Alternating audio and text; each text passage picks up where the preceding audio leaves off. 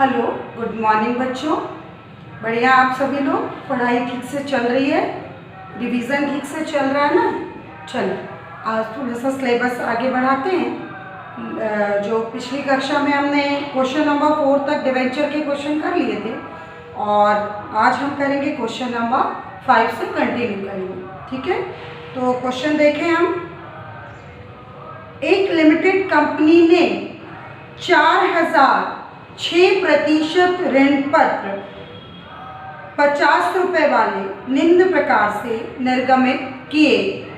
आवेदन पर 5 रुपये, आवंटन पर 10 रुपये और शेष याचना पर जो की ही नहीं गई। जो बच रहा है वो कॉल पर जाएगा, पर वो की ही नहीं गई। 800 रुपये ऋण पत्रों के एक धारी ने आवंटन की राशि नहीं चुकाई, यानी कॉल इन एरियर। जो पहले से चुका देते हैं वो कॉल इन एडवांस, और जो चुकाया नहीं जाता जो राशि, वो क्या कहलाती है? कॉल इन एरियर, यानी अदत्त याचना। ठीक है, तो यहाँ पर याचना पर नहीं हो रहा है अदत्त। अदत्त किस पर है? आवंटन से ही राशि नहीं चुकाई गई है, और जो याचना की राशि है, यानी याचना तो की ही नहीं गई। ठीक है, तो पहले हम सबसे पहले क्या बनाएंगे? उसका स्ट्रक्चर बनाएंगे। 50 रुपये वाले 4,006% ऋण पत्र, स्ट्रक्चर साइड में बना ले रहे हैं। 50 रुपये वाले 6,000 और ऋण पत्र हम कितना लिखेंगे? डिवेंचर हम कितना लिखेंगे? 6% डिवेंचर लगाएंगे। और आवेदन पर हमको दिया है 5 और आवंटन पर 10। आवेदन पर 5, आवंटन पर 10 और शेष जा रहा है, कितना बचेगा? 35, है ना? जो की ही नहीं गई, यानी ये है हमारा एप्लीकेशन, ये है हमारा अलॉटमेंट और ये है हमारा फर्स्ट एंड फाइनल कॉल। ये है, पर ये की ही नहीं गई है, इसलिए इसका कोई भी महत्व नहीं है। सिर्फ हमको एंट्री यहाँ पर करना है। ठीक है, और एक ऋण पत्रधारी जिनके पास 800 ऋण पत्र थे, उन्होंने आवंटन की राशि नहीं चुकाई। तो यानी इसमें हमारी कुल कितनी एंट्रीज होंगी? 4 एंट्री होंगी। 2 एप्लीकेशन की सिंपल और 2 अलॉटमेंट की कॉलिंग एरियर के साथ। तो चलिए इसका प्रैक्टिकल शुरू करते हैं। हाँ, 5 तो स्टार्ट करते हैं क्वेश्चन हम। देखिए, सबसे पहले हम एप्लीकेशन की एंट्री करेंगे। तो फर्स्ट एंट्री हमारी bank account debit to 6% debenture application account being amount receipt. ये फर्स्ट एंट्री हो गई एप्लीकेशन की। इसकी सेकेंड एंट्री करेंगे, ऊपर जाएगा 6% debenture application account debit to 6% debenture account being amount transfer।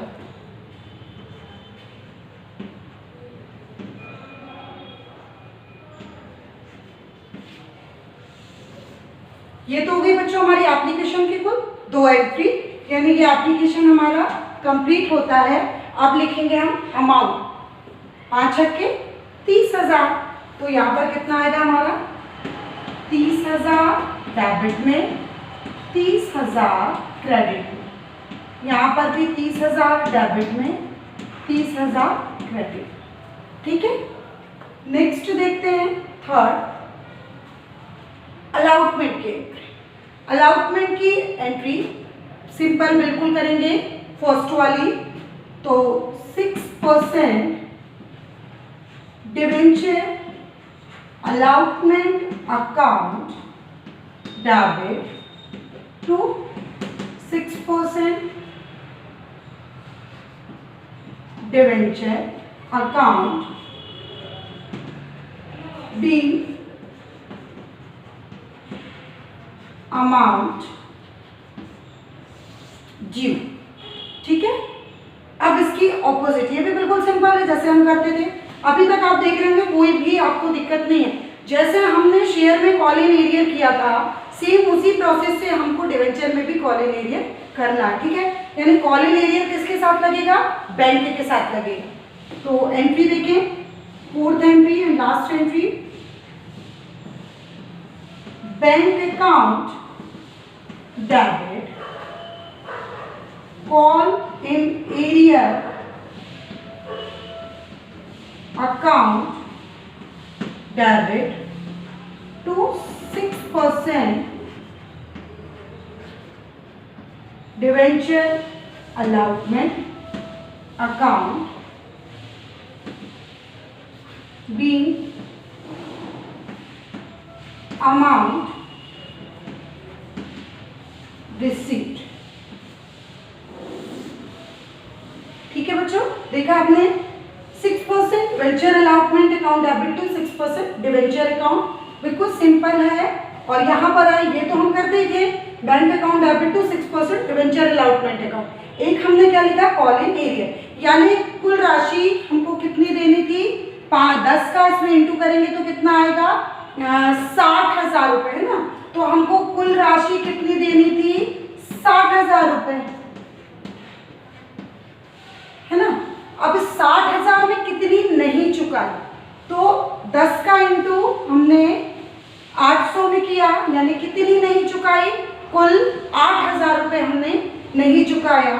तो 8,000 रुपये हमने नहीं चुकाया 60,000 में से, तो कितना चुका दिया है? 52,000। ठीक है, और कुल कितना हो गया? 60। इस प्रकार से हमारा क्वेश्चन कंप्लीट होता है। ठीक है, और याचना की राशि याचना की ही नहीं गई, इसलिए याचना की राशि, याचना का कैलकुलेशन हम नहीं करेंगे, ना याचना की एंट्री होगी। ठीक है, तो आप देख रहे होंगे 30,000 और फिर ये, तो आपका टोटल कितना हो जाएगा? एक जो भी इसका टोटल होगा वो क्या आएगा? इसका आंसर आएगा। ठीक है, तो आप क्या करेंगे? इसका टोटल निकाल लेंगे। नंबर 5 कंप्लीट होता है। और नेक्स्ट क्वेश्चन देखते हैं हम। नेक्स्ट क्वेश्चन नंबर 6, ध्यान देंगे बच्चों, page number 524, question number 6। Messrs Rhythm and Company Govind Nagar ने 50 रुपये वाले 10,000 12% ऋण पत्र 5% कटौती पर निर्गमित की। इन पर 10 रुपये आवेदन, 25 रुपये आवंटन कोष्टक में दिया है बट्टा सहित, तथा 15 प्रथम एवं अंतिम याचना पर दे। 15 रुपये है जो वो फर्स्ट एंड फाइनल कॉल पर जाएगा। सभी राशियां आवेदन के साथ प्राप्त हो गई, आवश्यक पंजी प्रविष्टि कीजिए। ठीक है, सबसे पहले हम बच्चों इसका स्ट्रक्चर बनाते हैं। 50 रुपये वाले 10,000 12% ऋण पत्र, 50 रुपये वाले 10,000 12% डिवेंचर 10, 25 और 15, 10, 25 और 15, ये हो गया हमारा एप्लीकेशन और ये हो गया हमारा फर्स्ट एंड फाइनल कॉल। आप देख रहे होंगे। अब डिस्काउंट कितने प्रतिशत दिया है? 5% डिस्काउंट दिया है और अलॉटमेंट में डिस्काउंट शामिल है, यानी 5 रुपए कितना है डिस्काउंट का, तो अलॉटमेंट का कितना हुआ?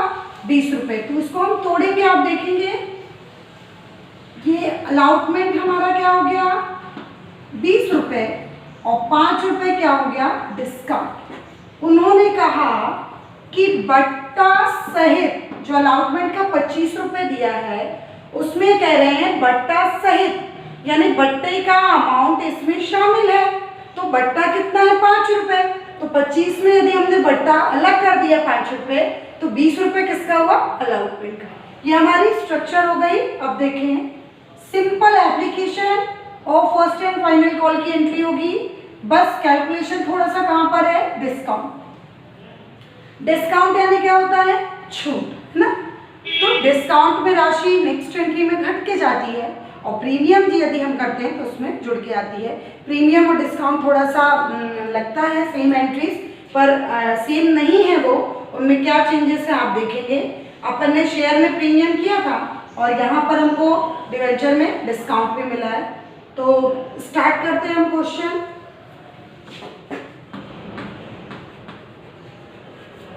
फर्स्ट एंट्री बिल्कुल सिंपल होगी एप्लीकेशन की, 12% डिवेंचर के साथ। Bank account debit to 12% debenture application account being amount receipt, और इसकी ऑपोजिट एंट्री जाएगी second 12% debenture application account debit to 12% debenture account. ठीक है, नरेशन आएगा बी अमाउंट ट्रांसफर,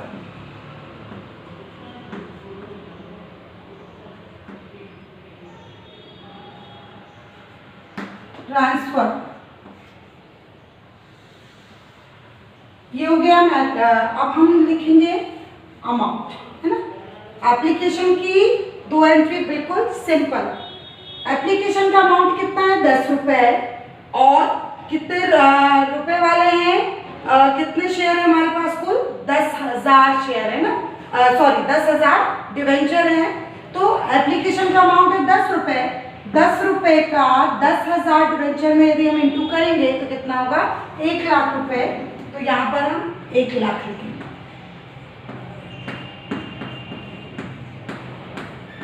यहाँ पर भी 1 लाख आएगा।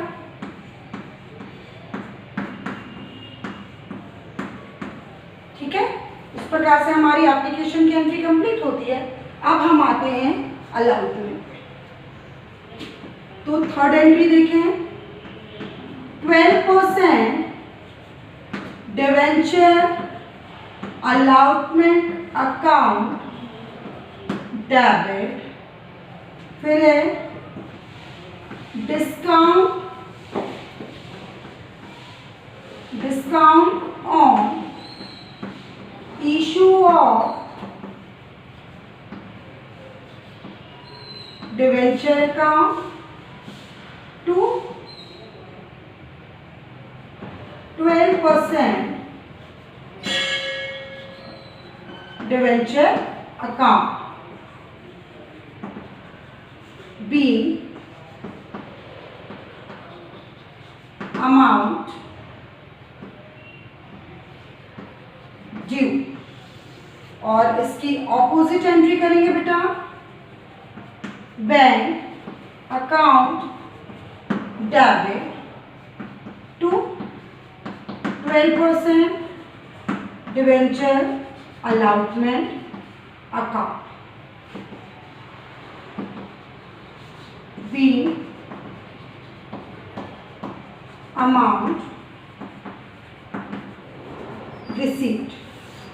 ठीक है, ये हो गई हमारी अलॉटमेंट की एंट्री। अब हमको आप देख रहे होंगे, यदि हम डिस्काउंट हटाते हैं तो 12% debenture allotment account debit to 12% debenture account ये करते ही हैं, और bank account debit to 12% debenture allotment account. बिल्कुल सिंपल है, बस इसमें एक नया क्या जुड़ा है, discount on issue of debenture, छूट कितनी मिली है।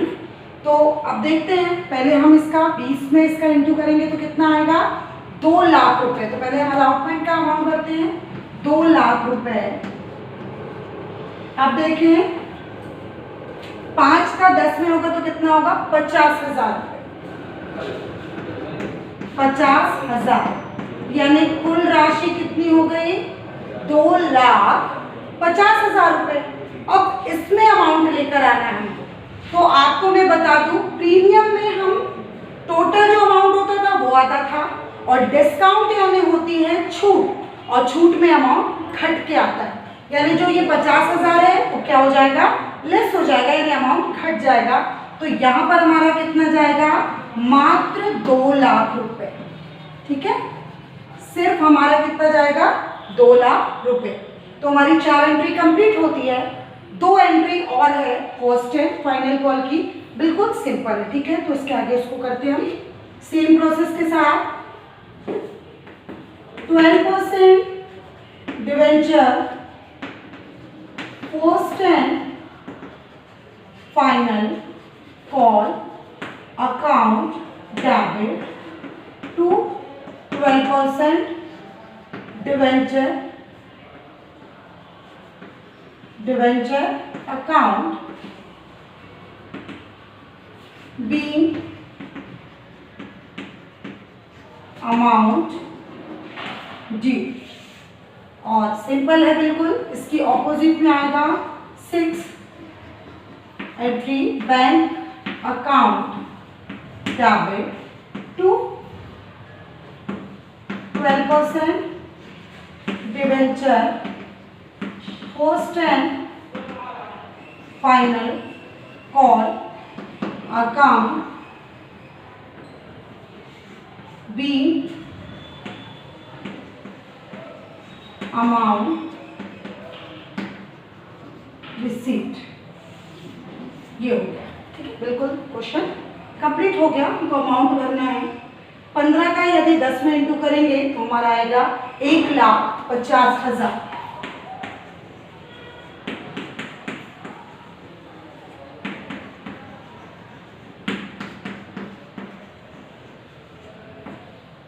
इस प्रकार से बच्चों हमारा क्वेश्चन नंबर 6 भी कंप्लीट होता है। आज हमने 2 क्वेश्चन करे, क्वेश्चन नंबर 5 और क्वेश्चन नंबर 6। एक था कॉल इन एरिया, वो भी न्यू क्वेश्चन था, और डिस्काउंट के साथ हमने क्वेश्चन किया, वो भी हमारी न्यू कंडीशन थी। ठीक है, तो इस प्रकार से दोनों क्वेश्चन आई होप कि आपको समझ में आ गए होंगे। आप इसको कॉपी में नोट डाउन कर लेंगे। ठीक है, साथ साथ में यूनिट टेस्ट और एग्ज़ाम की प्रिपरेशन करते चलिए। 10 तारीख से आपके यूनिट टेस्ट है, आपको वैसी जानकारी मिलती जा रही है। तो आई होप कि बहुत अच्छे मार्क्स आप लेकर आएंगे। ठीक है, थैंक यू सो मच।